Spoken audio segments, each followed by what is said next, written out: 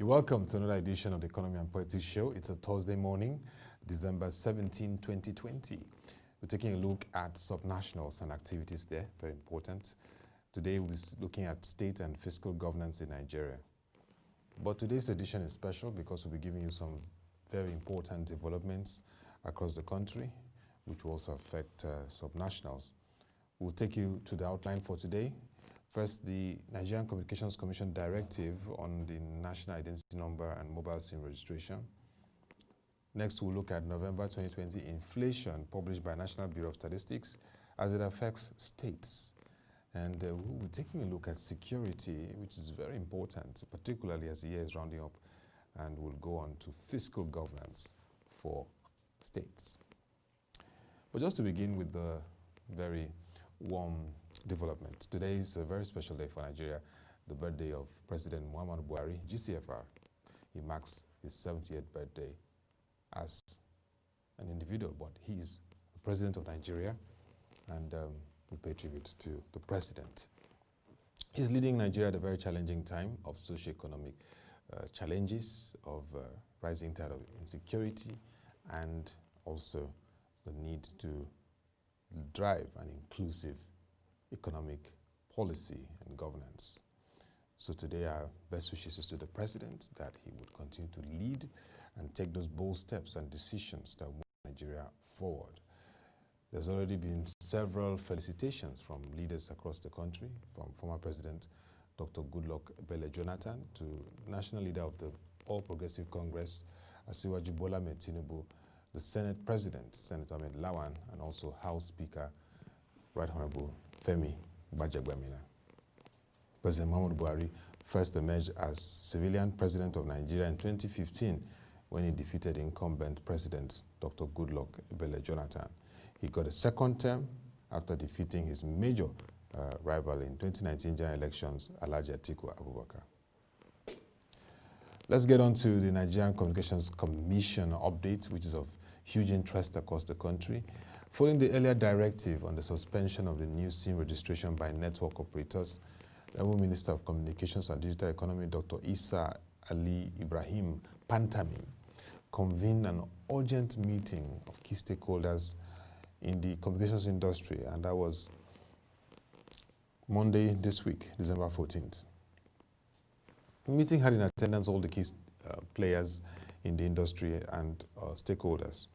The Chief Executive Officers and Management of the Nigerian Communications Commission, the National Information Technology Development Agency, NITA, the National Identity Management Commission, NIMC, as well as the CEOs and management staff of all service providers in the industry.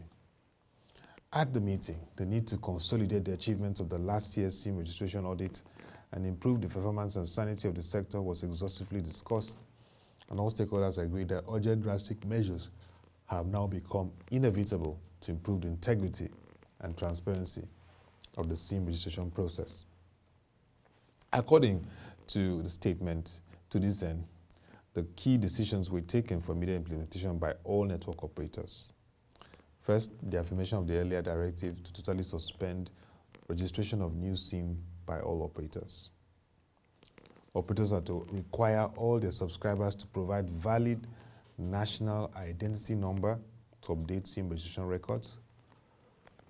The submission of the NIN by subscribers are to take place within 2 weeks from December 16, 2020, and then by December 30th, 2020.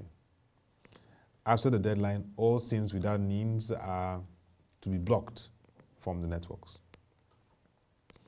A ministerial task force comprising the minister and all CEOs, among others, will serve as members to monitor compliance by all the networks. Violations of this directive will be met by stiff sanctions, including the possibility of withdrawal of operating license. The statement said the all general public is urged to ensure that their needs are captured in their SIM registration data, and regretted all the inconveniences that this might occasionally cause, and regrets all those issues.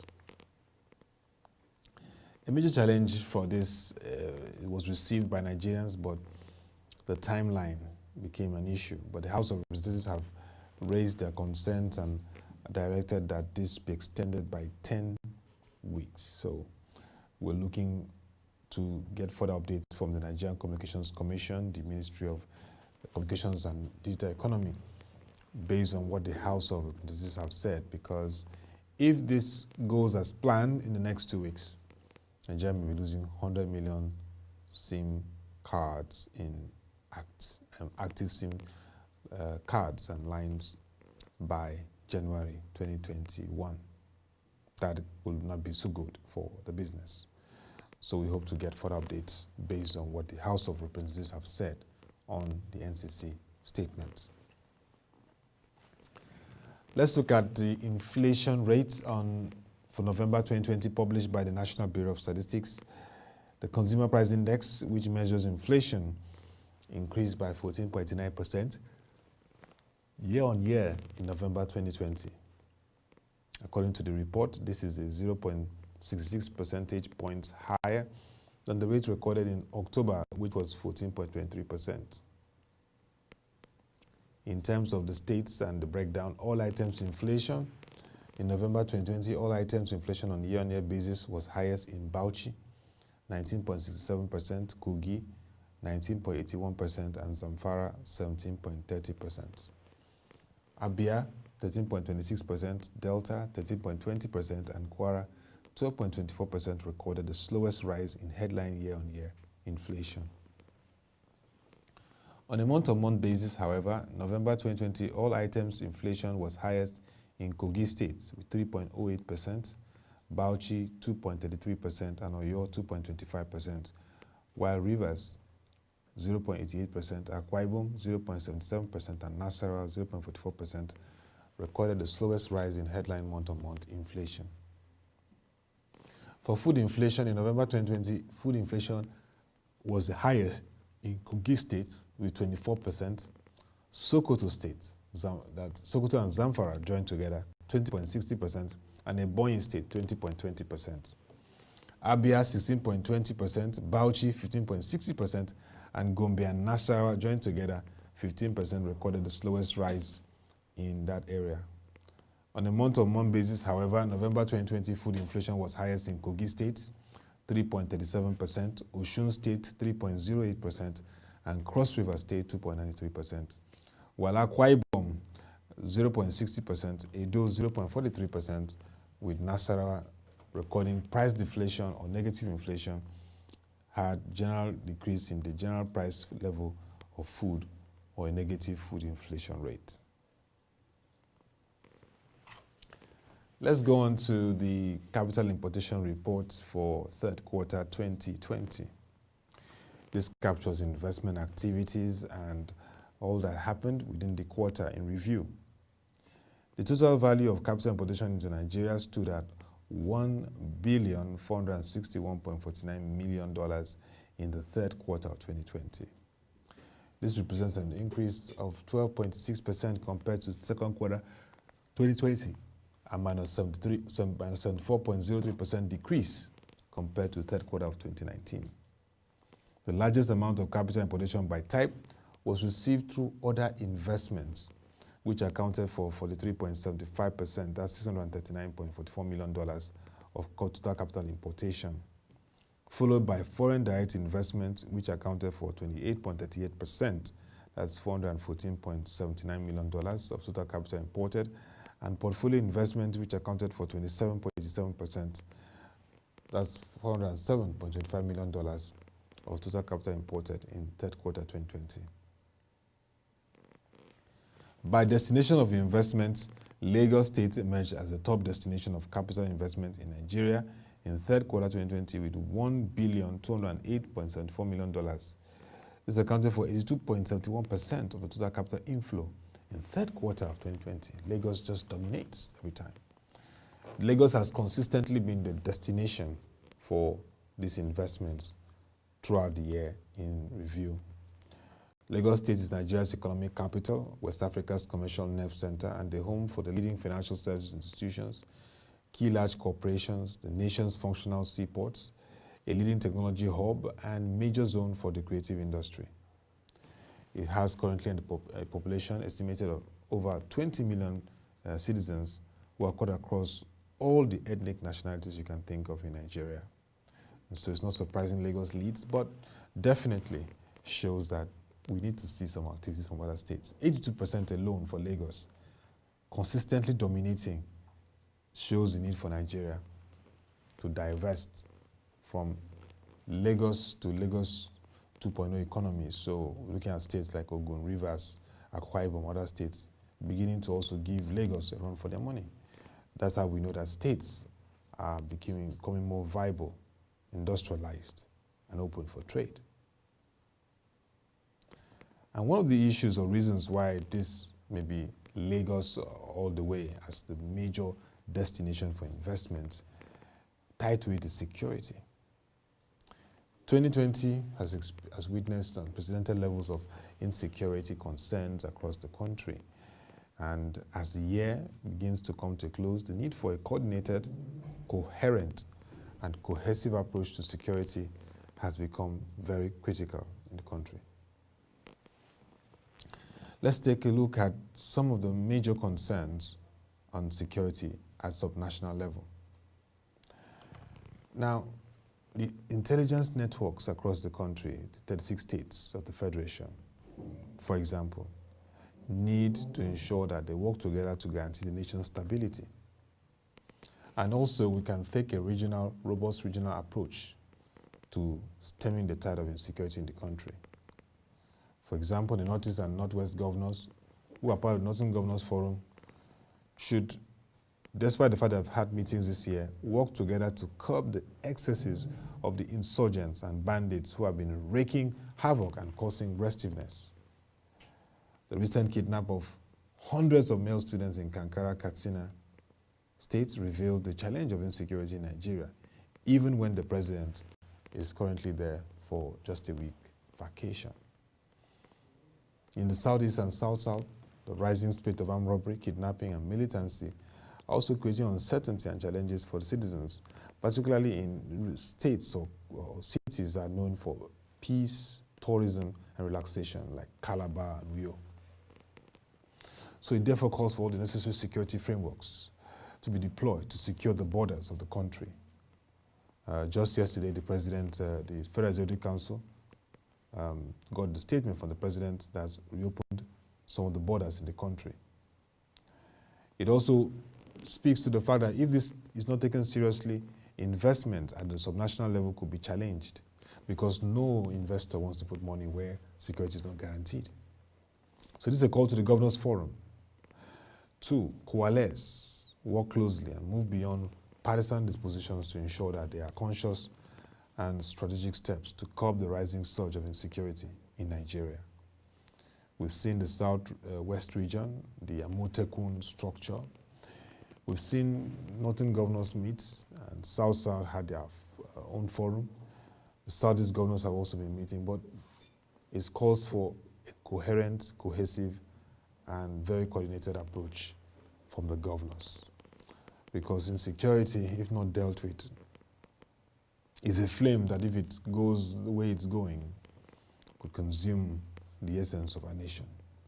And definitely it's something that we must not take lightly. So once again, to the governors, as chief security officers of their state, they have the task, the onus is on them to ensure that they continue to strengthen the security framework. And this may also once again bring to the fore the call for state police and revisiting the structure of security in the country from the federal, state to local government levels. Several states have their security outfits and networks. For example, Edo State has. Lagos State has this neighborhood watch security framework. But again, at the spread across the states, Borno State also has this Joint Civilian Task Force, this JTF. All these measures are very good. State governments even have what they call the Security Trust Fund, like Lagos State, Ogun State, which is also good in terms of guaranteeing security and investing in the architecture that will strengthen security across their states. We just need to see more coordination amongst the Nigerian Governors Forum and the states, because security It's a very important issue in Nigeria, and it's not something we can wave away, even when we have this program. Because one incident in Zamfara State, if it doesn't affect or is not a concern to citizens in Imo State, could now begin to trigger and begin to impact the people in Imo State. So we will not be silent on this matter. We'll continue to raise the concerns of insecurity and call for action. And this is one of our wishes to President Buhari also on his birthday, that working with state governors will guarantee the security of every citizen. And this is enshrined in the Constitution, that the reason for having government is to guarantee the security and safety of citizens. Now, states have become very important, and this is why we dedicate Thursday to discuss about states. One of the reasons why states are important is because they are closer to people at the grassroots than federal.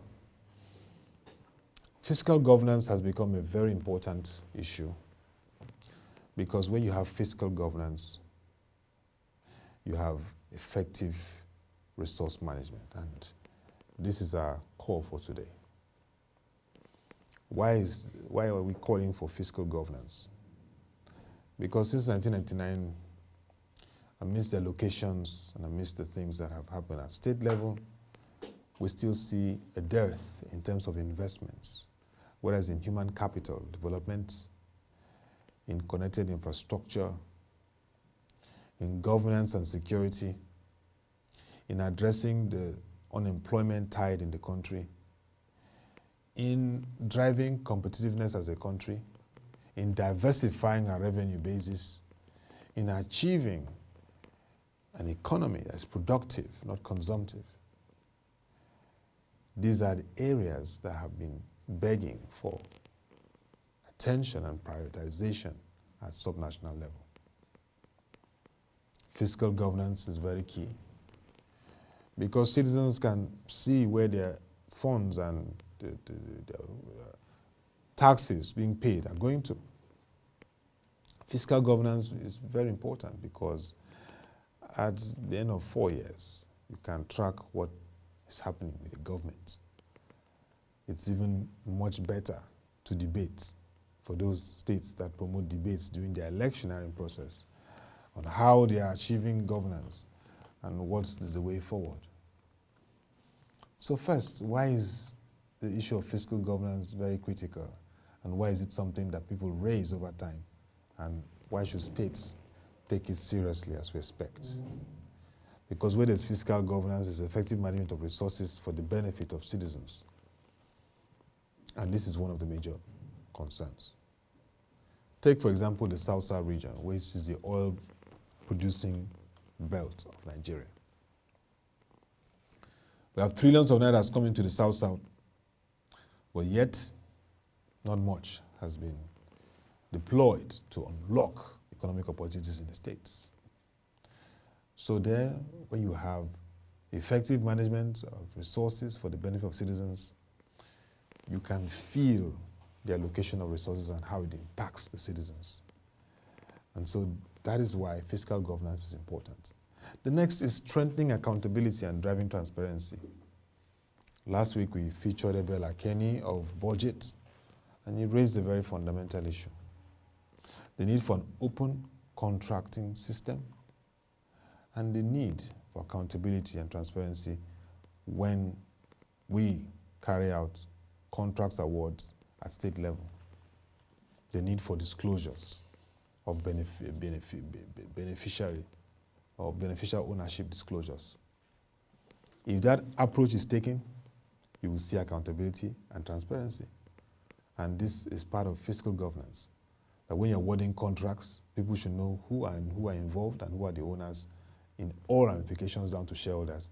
And also, the process for awarding those contracts are open. We know who won the bid. It's open in terms of credibility, competence, and track record. That is how you achieve fiscal governance. It's not something that you keep discreet or make it a secret, because governors were voted by citizens. And so, if we're going to really achieve fiscal governance, one of the major areas which must be taken seriously is accountability and transparency, particularly in the award of contracts, procurement, and everything that has to do with government services. Next is regaining the trust of citizens at subnational level governance. Citizens have lost trust in many regards. Edelman, one of the big groups that carry out surveys on governance, consistently in the past 2-3 years in Nigeria has said government has lost trust deficit in Nigeria. How can governments at subnational levels regain the trust of citizens? Fiscal governance is very critical because, one, they must be able to show the citizens that they are part of the government by giving monthly and periodic breakdowns of how resources are utilized and to where. It's not something that they should cry and yearn for, but it's part of those responsibilities of transparency and openness. And lastly, proper appropriation of resources. For every government, one of the major issues raised from the budget report on state of states is that 11 states are carrying out activities, overheads, and this is even higher than, say, the capital expenditure of the states. So why would state governments want to carry out activities, costs and overheads in the activities and governance process higher than capital expenditure that can open up opportunities in the economy? So this calls for cutting down the cost of governance. And this is one thing that states should take into 2021. Cut the waste. You don't need, there's so many aids to the governors, there's so many agencies that are performing what we call duplicity of functions. We're in a phase of effective management of resources. And governors need to brace up to that reality and ensure that there's a huge cut in the cost of governance so that resources are effectively and properly appropriated for the benefit of citizens and the entire nation at large. These are some of the areas of fiscal governance that, if taken seriously, we'll begin to see more value for areas like health, education, infrastructure, which are part of the things that open up states and create more opportunities for the people. We hope that the issue of fiscal governance will be taken more seriously, because that is the pathway for any state to achieve development and growth and impact. People will not be worried about them borrowing, but when they're borrowing, it's for productive ventures and activities.